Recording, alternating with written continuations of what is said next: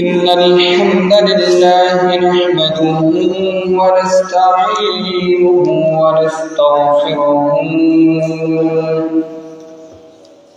ونعوذ بالله من شرور أنفسنا ومن سيئات أعمالنا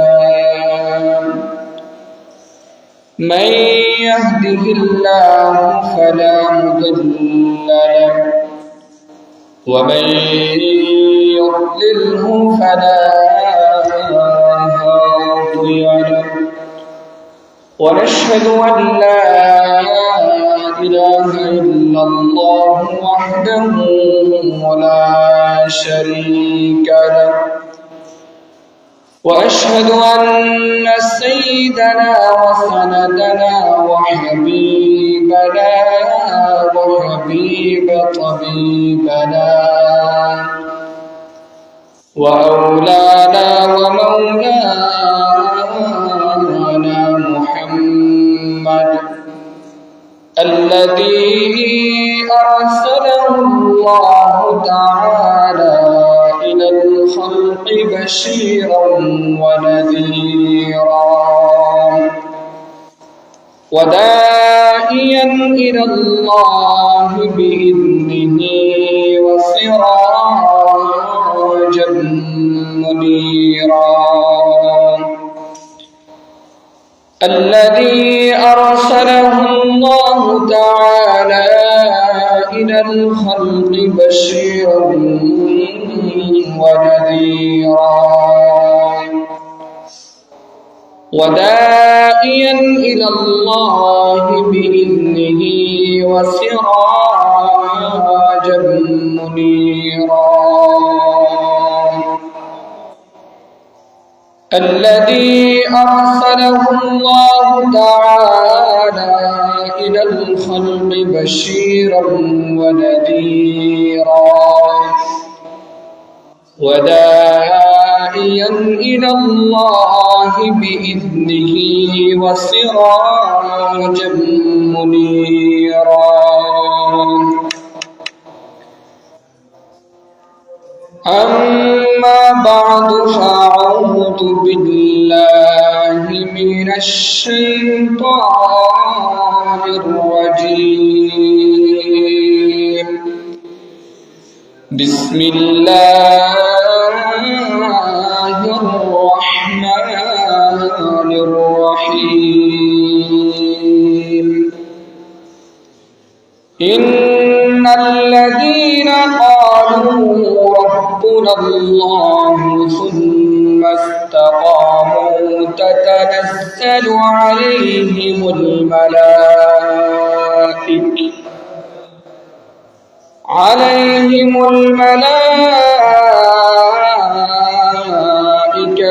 ألا تخافوا ولا تحزنوا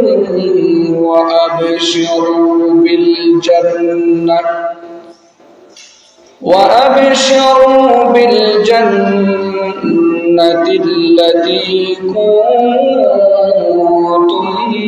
توعدون وقال تعالى في كلامه المجيد وفرقانه الحميد يا أيها الذين آمنوا صلوا عليه وسلموا تسليما اللهم صل على سيدنا مولانا محمد وعلى آل سيدنا مولانا محمد بلغ العلا بكماله كشف الدجى بجماله أسنت جميع خصاله صلوا عليه وآله মহান রব্বুল আলামিন পরওয়ারদিগার আলমের প্রতি শুকরগুজার করছি যে মহান রব্বুল আলামিন যে আহকামুল হাকিমিন, যে পালনকর্তা, যে সৃষ্টিকর্তা আমাদেরকে দ্বীন ইসলামের উপর অবিচল অনড় রেখে আল্লাহর দেওয়া শরিয়ার বিধান পালনের উদ্দেশ্যে মসজিদে আসার বসার দ্বীনি কথাবার্তা শোনার সুযোগ যে মহান রব্বুল আলামিন করে দিলেন, সে মহান মালিকের দরবার একবার কালিমার উচ্চ সুর আওয়াজ দিয়ে বলে আলহামদুলিল্লাহ। লক্ষ কোটি দরুদ সালাম পেশ করছি সৈয়দুল মুরসালিন, সৈয়দুস সাকালাইন, সৈয়দুল মুজতবা নবী মুহাম্মদুর রাসূলুল্লাহ সকলে বলি সাল্লাল্লাহু আলাইহি ওয়াসাল্লাম। আল্লাহ সুবহানাহু ওয়া তাআলার কাছে ওই বীর মুজাহিদদের মাগফিরাত কামনা করতেছি, যাদের অজস্র রক্ত এবং শাহাদাতের নজরানার বিনিময়ে দ্বীন এবং ইসলাম আমি আর আপনি পর্যন্ত সংরক্ষিতভাবে এসেছেন। সেই শুহাদায়ে কেরাম, সেই গাজীর আত্মার মাগফিরাত কামনা করতেছি। আল্লাহ সুবহানাহু ওয়া তাআলা কুরআনে কারীমের মধ্যে স্পষ্টভাবে বলে দিলেন, ইন্নাল্লাহা লা ইয়াগফিরু আন ইউশরাকা বিহি ওয়া ইয়াগফিরু মা দুনা যালিক লিমান ইয়াশাউ ওয়া মান ইউশরিক বিল্লাহি ফাকাদ ইফতারা ইসমান আযীমা। আল্লাহ রাব্বুল আলামিন কুরআনে কারীমের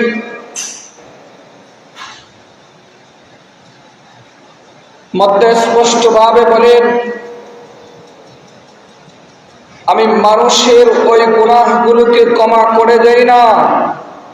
ইন্নাল্লাহা লা ইয়াগফিরু, নিঃসন্দেহে নিশ্চয় আমি ওই গুনাহগুলো ক্ষমা করি না। লা ইউশরাকা, যারা আমি রব্বুল আলামিনের সাথে শিরিক করে অন্য কাউকে প্রভু বলে মানে। আল্লাহ সুবহানাহু ওয়া তাআলা স্পষ্টভাবে বলে দিলেন, যারা শিরিক করে, যারা আমাকে ছাড়া সূর্যের সামনে মাথা টেকায়, যারা আমি রব্বুল আলামিন ছাড়া দুনিয়ার কোন ক্ষমতাশীলদের সামনে মাথা নোয়ায়, যারা আমি রব্বুল আলামিন ছাড়া কোন বড় গাছের সামনে মাথা নোয়ায়, যারা আমি রব্বুল আলামিন ছাড়া দুনিয়ার কোন মানুষের মাথায় গিয়া মাথা টেকায়, যারা আমি রব্বুল আলামিনের ছাড়া দুনিয়ার কোন মানুষের তৈরি মূর্তির মধ্যে মাথা টেকায়, রব্বুল আলামিন বলেন আমি এরকম কোন ব্যক্তিকে আমি রব্বুল আলামিন ক্ষমা করব না। এরপরে রব্বুল আলামিন বলেন,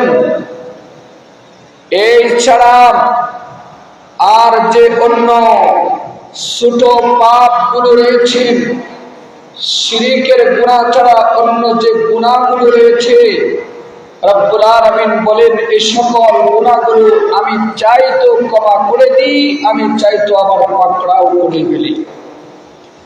তাইলে বুঝে থাকলে বলুন, হে উম্মতের মুসলিম নরনারীরা, আওয়াজ যতটুকু পর্যন্ত যায় ভালো করে শোনার চেষ্টা করুন।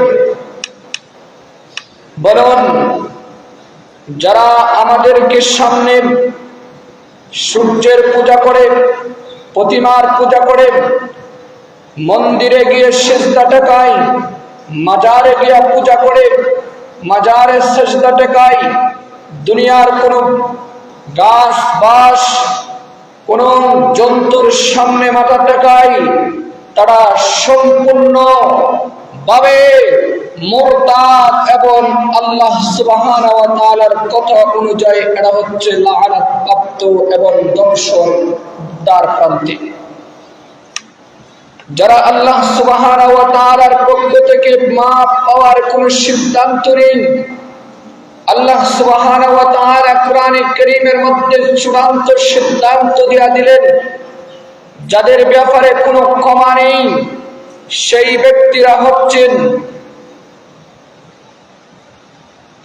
ব্যক্তিরা কোনদিনও আমি রব্বুল আলামিনের পক্ষ থেকে ক্ষমার প্রার্থনা করলেও ক্ষমা পাবে না।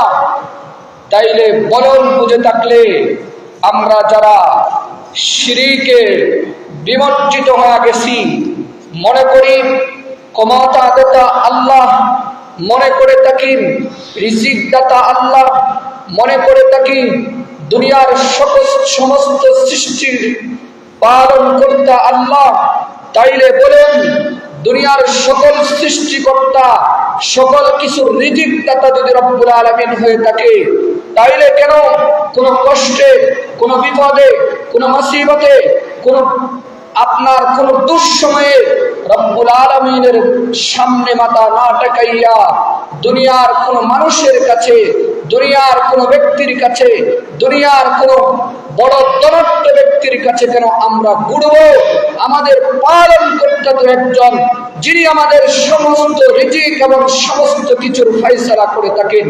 আমরা তো সব সময় সর্বদা সে মহান মালিককে আমাদের আরজি পেশ করব। আমাদের এখানে ভুল রয়েছে, আমাদের যখন দুঃসময়গুলো এসে যায় তখন আমরা রব্বুল আলামিনের প্রতি দোষ আরোপ করে থাকি, বলি রব্বুল আলামিন এই মুসিবত শুধু দেওয়ার জন্য আমাকে দেখেছে। আমরা দুঃসময়ে রব্বুল আলামিনের দেওয়া দুঃসময়ে আমরা রব্বুল আলামিনের প্রতি ইস্তেকামত রাখি না।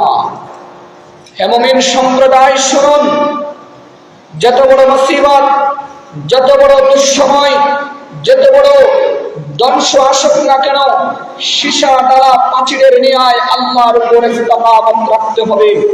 যদি রাখতে পারেন, কোন দরবারে, কোন মানুষের কাছে, কোন নেতার কাছে, কোন বিশ্ব নেতার কাছে আমাদের আরজি পেশ না করে তাহাজ্জুদের সকাছেরা দিয়ে রব্বুল আলামিনের কাছে আরজি পেশ করুন, আল্লাহ তাআলা আসমান থেকে আপনার ফয়সালা করে দিবেন ইনশাআল্লাহ। কোরআনে কারীমের মধ্যে স্পষ্ট আছে, আল্লাহ রাব্বুল আলামিনের প্রতি যেই বান্দা যেই পরিমাণে বিশ্বাস, যেই পরিমাণে আস্থা, যেই পরিমাণে আল্লাহর প্রতি নিজের আল্লাহ সুবহানাহু ওয়া তাআলার প্রতি মন্তব্য রাখে, আল্লাহ সুবহানাহু ওয়া তাআলা তার প্রতি সেরকম ব্যবস্থা সেরকমই হয়ে যায়। তাইলে রব্বুল আলামিনের প্রতি আপনি পূর্ণাঙ্গ আস্থা রাখুন, দুনিয়ার মানুষের তৈরি ইবাদতের প্রতি নয়। স্বয়ং মহান রব্বুল আলামিন তো আমাদেরকে বিধান দিয়েছেন, নবী করিম সাল্লাল্লাহু আলাইহি ওয়াসাল্লাম আমাদেরকে জীবন ব্যবস্থা দিয়েছেন। সেই জীবন ব্যবস্থা আল্লাহর দেওয়া শরিয়া ব্যবস্থা হবে আমাদের জন্য মুক্তির পথ। আসুন আমার আয়াতকৃত খুতবার আয়াতকৃত তেলাওয়াত থেকে কিছু কথা বলার চেষ্টা করব ইনশাআল্লাহ। আল্লাহ রাব্বুল আলামিন সূরা হামিমের 30 নম্বর আয়াতের মধ্যে রাব্বুল আলামিন বলেন, ইন্নাল্লাযীনা ক্বালু রাব্বুনাল্লাহ,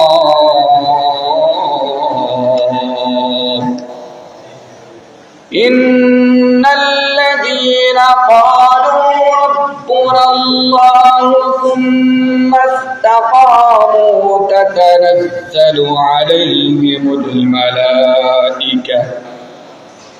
عليهم الملائكة ألا تخافوا ولا تحزنوا وأبشروا بالجنة التي كنتم توعدون। আল্লাহ রাব্বুল আলামিন সূরা হামিমের 30 নম্বর আয়াতের মধ্যে রাব্বুল আলামিন স্পষ্টভাবে বলেন, হে জগতের মুসলিম উম্মাহ, হে আমার সৃষ্টিকুলের মানব জাতি, শুনো, অবশ্যই অবশ্যই যারা আমাকে রব বলে স্বীকৃতি দেয় এবং রব্বুল আলামিন বলেন আমাকে রব বলে আমাকে সৃষ্টিকর্তা বলে, আমাকে রব বলে স্বীকৃতি দেওয়ার পরে যারা বলে তুম্মাস্তাকামু তাতানাজ্জালু আলাইহিমুল মালাইকা, সুম্মাস্তাকামু, তারা আবার এর উপর অবিচল থেকে যায়, এর থেকে সরে যায় না, এর উপর অবিচল আমার থেকে যায়। রব্বুল আলামিন বলেন তাতানাজ্জালু আলাইহিমুল মালাইকা, আমি তাদের জন্য আসমান থেকে শত শত জামাতবদ্ধ করে ফেরেশতাদেরকে জমিনে প্রেরণ করে থাকি। আল্লাহ তাখাফু ওয়া লা তাহজানু ওয়া আবশিরু বিল জান্নাতি আল্লাতী কুনতুম তুআদুন।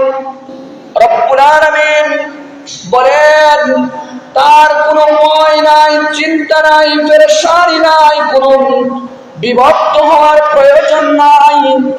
আমি রব্বুল আলামিন তার জন্য মালাইকা প্রেরণ করে থাকি।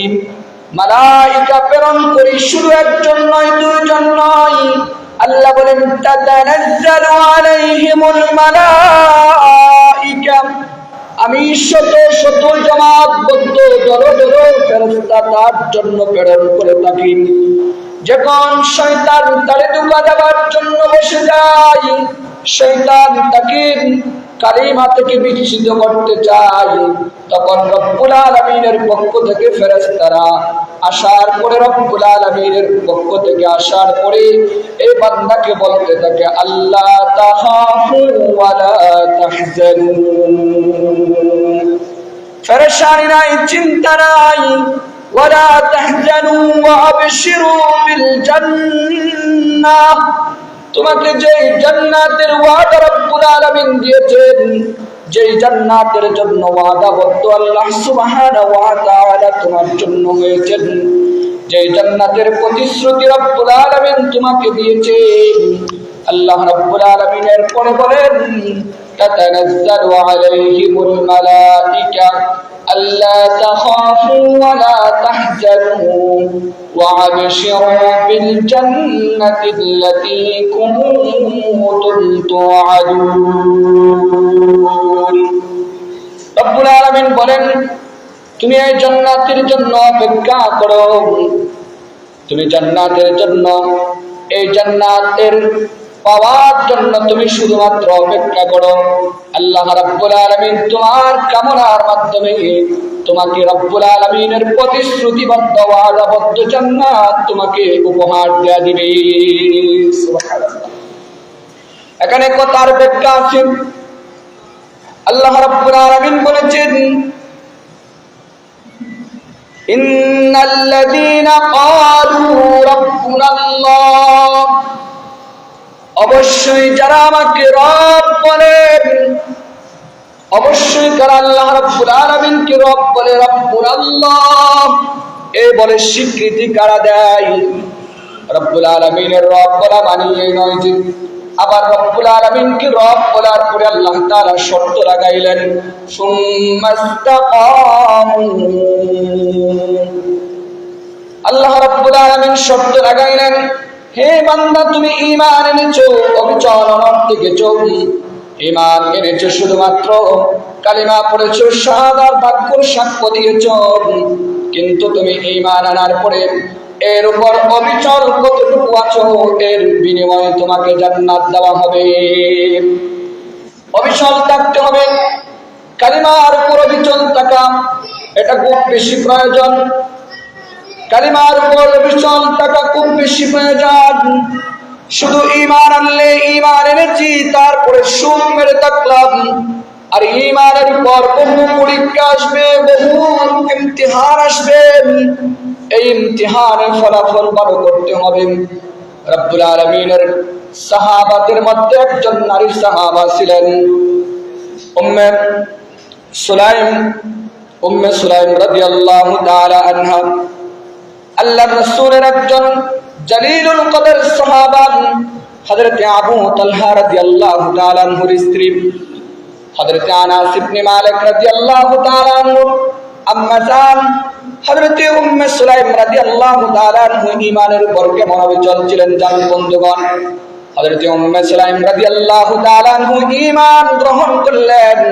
আল্লাহ রাসূল সাল্লাল্লাহু আলাইহি ওয়াসাল্লাম মদিনাতে হিজরত না করার আগে ইসলাম ধর্ম গ্রহণ করলেন। হযরত মুসআব ইবনে উমাইর রাদিয়াল্লাহু তাআলা আনহুর ঈমানের দাওয়াতে যারা 70 থেকে 72 জন ঈমান আনলেন, এর মধ্যে ছিলেন হযরত উম্মে সুলাইম রাদিয়াল্লাহু তাআলা আনহু। ঈমানের সাধন করার পরে কত কঠিন পরীক্ষার সম্মুখীন, কত কঠিন পরীক্ষার ইমতিহান দিয়েছেন হযরত উম্মে সুলাইম রাদিয়াল্লাহু তাআলা আনহু। ঈমান আনার কারণে, তাওহীদের বাক্য সাক্ষ্য দেওয়ার কারণে হযরত উম্মে সুলাইম রাদিয়াল্লাহু তাআলা আনহু কি তার স্বামী ছেড়ে চলে গেলেন। তার স্বামীর নাম হচ্ছে মালিক বিন নাজার। মালিক বিন নাজার তাকে ছেড়ে চলে গেলেন। তার একজন সন্তান ছিল হযরত আনাস ইবনে মালিক রাদিয়াল্লাহু তাআলা আনহু, তাকেও ছেড়ে চলে গেলেন। ইসলাম ধর্ম গ্রহণ করার কারণে উম্মে সুলাইম রাদিয়াল্লাহু তাআলা আনহুকে তার স্বামী ছেড়ে চলে গেলেন।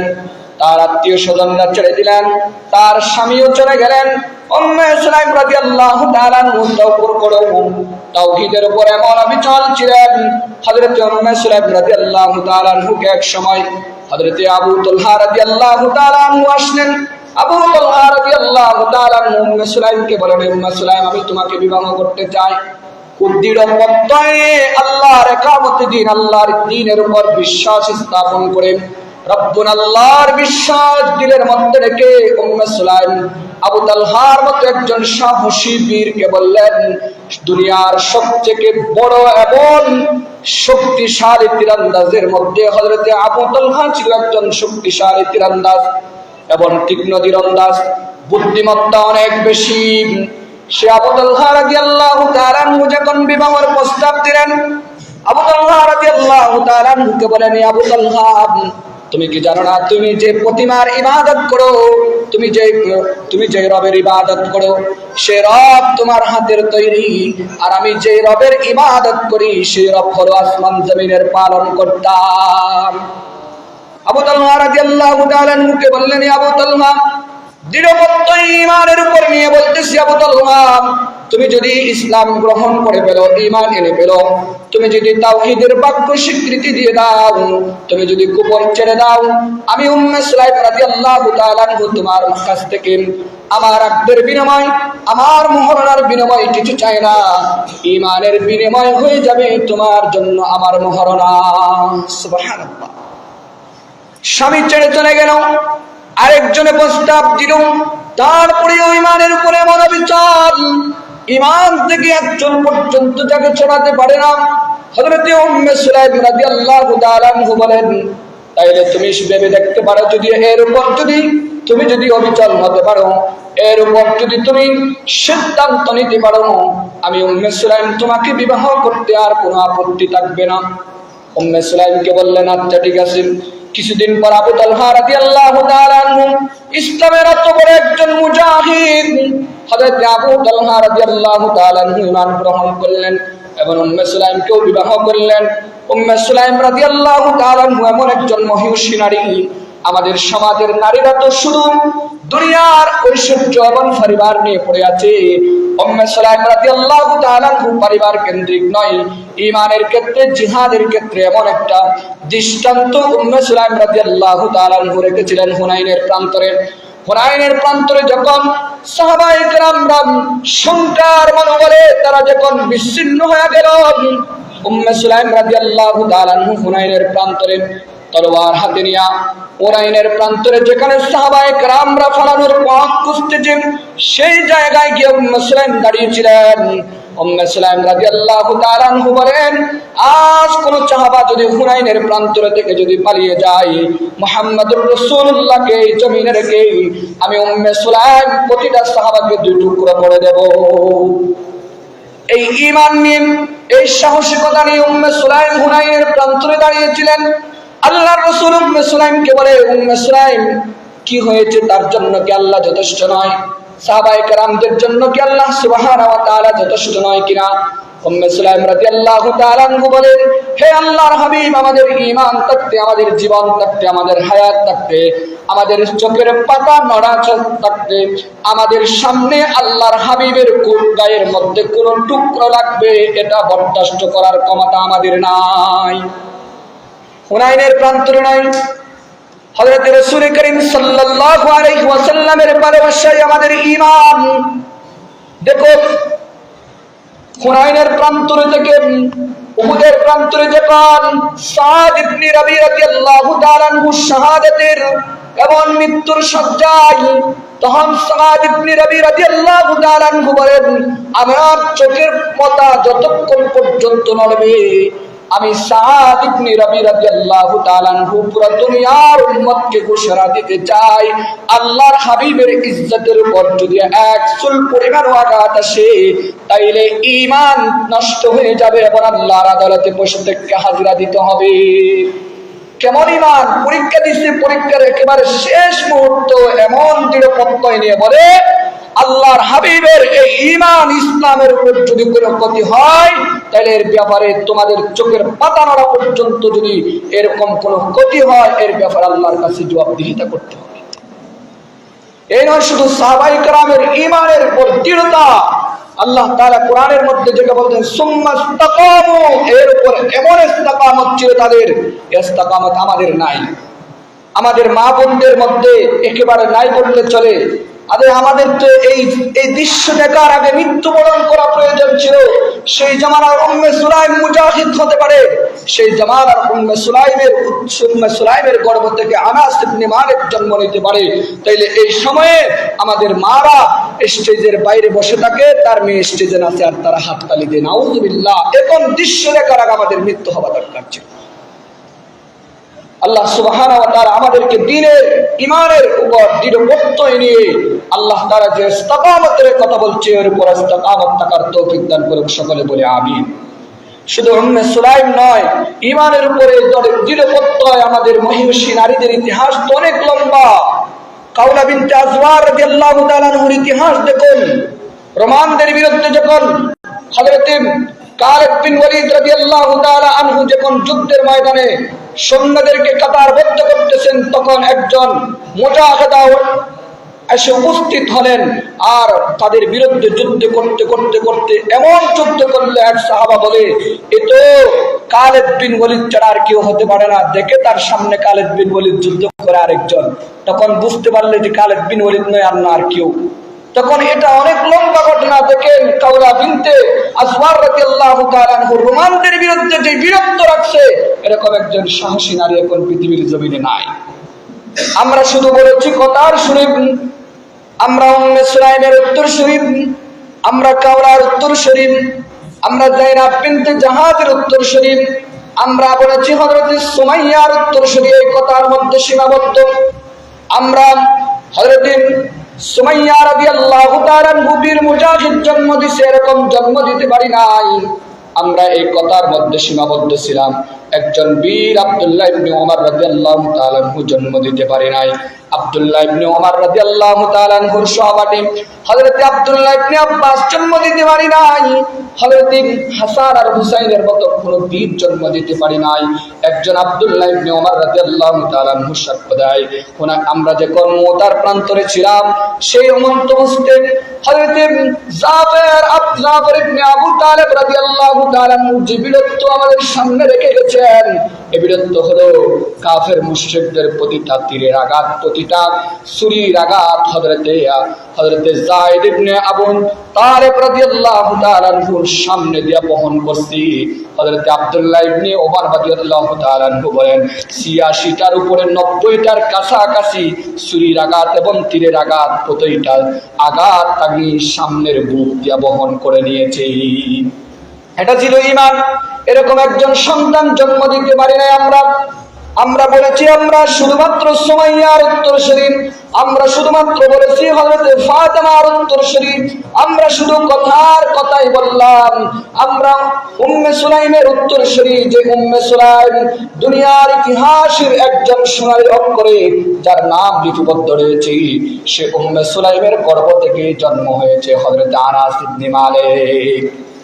তাহলে আমাদের প্রত্যেককে আল্লাহ সুবহানাহু ওয়া তাআলা যে দৃঢ় প্রত্যয়ের কথা বললেন, এই দৃঢ় প্রত্যয় আমাদের মা বোনদেরকে আগে নিতে হবে। এই দৃঢ় প্রত্যয় মা বোনদের বেশি প্রয়োজন। কেননা আমাদের বীরত্ব তো, এটা তো আমাদের বীরত্ব নাচার বীরত্ব নয়, ফ্যাট দেখানোর বীরত্ব আমাদের নয়। আমাদের বীরত্ব ছিল তাহাজ্জুদের সকাশে দাঁড়িয়ে আল্লাহকে বলে পুরো দুনিয়াকে আমাদের সামনে নত করা। আমাদের বীরত্ব তো দুই একটা নাচ দেখিয়ে টিকটকে ফেমাস হওয়া, এবং আমাদের বীরত্ব তো আর পশ্চিমাদের সামনে ভাইরাল হওয়া, তাদের কাছে গ্রহণযোগ্যতা অর্জন করা আমাদের মুমিন নারীদের বীরত্ব নয়। আমাদের বীরত্ব হচ্ছে পুরো কুফফার শক্তির সামনে দাঁড়িয়ে আসো তোমাদের মোকাবেলার জন্য আমরা প্রস্তুত, এরকম একজন বীরত্ব আমাদের রেখা। তাইলে এই বীরত্ব তো আমাদের বীরত্ব নয়। আমরা যেই নিয়ে হাঁটতেছি, যে পথে হাঁটতেছি, এটা আমাদের বীরত্ব নয়। সাহসী যুবকদেরকে প্রয়োজন। আল্লাহ সুবহানাহু ওয়া তাআলা সুম্মাস্তাকামু, যে ইস্তিকামতের কথা আল্লাহ সুবহানাহু ওয়া তাআলা বলছেন, ইস্তিকামতের উপর আমি আছি কিনা। এখন আমাদের সমাজের যুবকদের দিকে তাকান। আর যদি মুআওয়াজ শুরু, আবার 15 বছরের যুবক যদি আবু জেহেলের মতো যদি একজন দুনিয়ার শ্রেষ্ঠ একজন ব্যক্তি মুশরিকদের মধ্যে তাকে যদি হত্যা করে দিতে পারে, যখন মুআওয়াজের হাত একটা অর্ধেক কেটে গেছে, হাত ঝুলতেছে, মুআওয়াজ হাত ছিঁড়ে তারপরে তাদের বিরুদ্ধে যুদ্ধ করছে, তাহলে এই বীরত্ব কোথায়? এখন এসেছি পরীক্ষা ফেল গেলে কান্দা কান্দা মরে যায়। তাহলে এটা তো আমাদের ইতিহাস নয়। আরে যুবক, তোমার ইতিহাস এটা নয়। তোমার উত্তরসূরি কারা দেখো, তোমাদের বীরত্ব কালার ইতিহাস নয়। তোমাদের বীরত্ব হচ্ছে আরে রোম সম্রাটের সামনে দাঁড়িয়েও তাদেরকে কুকুর বলে সম্বোধন করা তোমাদের বীরত্ব। এই বীরত্ব থেকে সরে যাচ্ছ তোমরা। তাহলে তোমাদের সামনে নত হইতো ইউরোপ, আমেরিকা। আরে স্পেন সাজাইছি আমরা। আপনি ইতিহাস দেখুন, তারেক বিন জিয়াদের নেতৃত্বে যে স্পেন বিজয় আমরা করেছিলাম, এই স্পেনের সেই সময়ে সেই স্পেন যেভাবে সাজিয়েছিল, আজ পর্যন্ত এর চিত্র দেখো তোমরা। পুরো ইউরোপ, পুরো দুনিয়ার মধ্যে কিতাব ছিল 600, শুধুমাত্র স্পেনের লাইব্রেরি ছিল 6000-এর উপরে। স্পেন সাজাইছে কারা? তোমাদের ইতিহাস দেখো।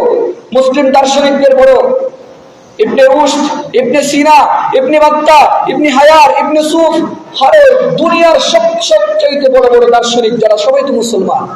তোমাদের বীরত্ব তো আরে নত হওয়ার বীরত্ব নয়। আজকে তোমরা যারা ম্যাথ বিজ্ঞান যেগুলো করতেছে, এগুলো আমাদের মুসলিম বিজ্ঞানিকদের তৈরি। তাহলে তোমরা তাদের কাছে কেন নত হবে? পশ্চিমাদের সামনে কেন নত হবে? তারা আমাদের বিজ্ঞানীদের নামগুলোকে বিকৃতি করছে, তার মানে মনে করছে তারা খ্রিস্টান, এটা বৌদ্ধ, এটা ইহুদি, এরকম মনে করতেছে না। এরা সকলে মুসলমান। এদের ইতিহাস, এদের বীরত্ব দেখো। আমাদের বীরত্ব, আমাদের গৌরবময় ইতিহাসগুলোকে আমাদের পড়া দরকার। আমাদের সমাজের যুবকরা, তরুণীরা আজকে তাদের পূর্বসূরীদের ইতিহাস না জানার কারণে সব সময় ভুল করে থাকেন। তাদের ইতিহাস কি এগুলো না জানে। আমাদের এক ভাই জাকারিয়া মাসুদ, ঢাকা বিশ্ববিদ্যালয়ের ছাত্র, ওনার স্পৃহাটা আমার দেখে অনেক অবাক। ঢাকা বিশ্ববিদ্যালয় থেকে গ্রাজুয়েশন করা ছাত্র, এবং সিরাতের দিক দিয়ে বাংলাদেশের পুরো পৃথিবীতে একজন উনি একজন দৃষ্টান্ত, জাকারিয়া বিন মাসুদ। তাহলে দাওয়াতের ক্ষেত্রে বিশ্ববিদ্যালয় করে বাংলাদেশের উলামায়ে কেরাম এক জায়গায় দিলে জাকারিয়া মাসুদের সামনে আমি মনে হয় তার সাথে তর্ক করে পারবে না।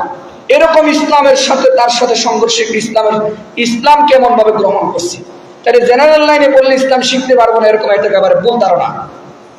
দেখেন জাকারিয়া মাসুদ বাদে আরো অসংখ্য হাজার হাজার দৃষ্টান্ত রাখছে আমাদের বিশ্ববিদ্যালয়ের ছাত্ররা।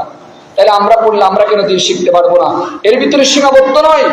আরে মুসলমানদের দুনিয়া, আল্লাহ সুবহানাহু ওয়া তাআলা বলছেন পুরো দুনিয়াতে মুসলমানদের এ পতাকা দিয়ে দেশ, এ পতাকা দিয়ে দেশ, এটা ইসলাম গ্রহণ করে না। আপনি ফিকাহ পড়েন, ফিকাহর মধ্যে আছে, সিরাতে ইবনে হিব্বানের মধ্যে আছে, আপনি সিরাত ইবনে হিশামের মধ্যে পড়েন, রাসূলুল্লাহ সাল্লাল্লাহু আলাইহি ওয়াসাল্লাম বলেন শুধু একটাই পতাকা থাকবে, সেই পতাকার নাম হচ্ছে লা ইলাহা ইল্লাল্লাহর পতাকা। তাহলে আজকে আমাদের বীরত্ব শুধু বাংলাদেশ কেন থাকবো, পুরো পৃথিবী বলে আমাদের বীরত্ব, আমাদের গৌরবময় ইতিহাসগুলো আমরা তুলে ধরবো। আল্লাহ সুবহানাহু ওয়া তাআলা আমাদের সমাজের যুবকদেরকে অন্তত আমাদের এই জামানার যেভাবে জাকারিয়া মাসুদ ভাই যেভাবে জেগে উঠছে, সেভাবে আমাদের তরুণ যেন জেগে ওঠে। জাকারিয়া মাসুদ ভাই মাত্র 25 বছর বয়স, তার সিরাত গ্রন্থগুলোর লেখা দেখেন, পুরো বিশ্ববিদ্যালয়ে তার একটা জাগরণ সৃষ্টি হয়েছে। আর এই আজাদের থেকে তিনি আরো বেশি জাগরণ সৃষ্টি করছে। জাকারিয়া মাসুদ ভাইয়ের উত্তরসূরি হয়ে আমরা পশ্চিমাদের নেতৃত্ব দেয়, তাদের আদর্শে উলঙ্গ হওয়ার আদর্শ, যারা যে পেট যত বেশি দেখাতে পারে, যে যত বেশি উলম্ব হতে পারে, তে বেশি ফেমাস হতে পারে। এর আদর্শ আমাদের নয়। মুসলিম উম্মার রমণীদের যেটা মহিষী, যাদের এটা একটা তাদের একটা শর্মিন্দগি ছিল, এটা চলে গেছে।